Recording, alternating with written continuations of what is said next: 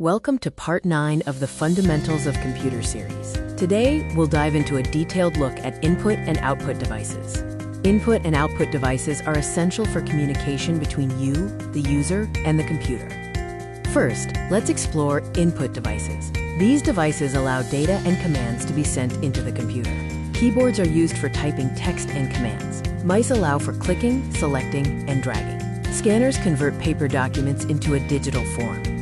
Other input devices include microphones for sound input, webcams for capturing images and videos, and touchscreens, which accept input by touch. Next are output devices. These devices display or present the results from the computer, showing processed data to the user.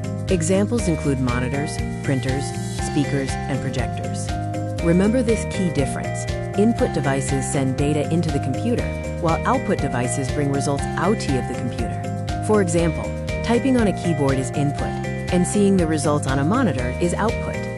It's important to note that devices like touchscreens can function as both input and output devices.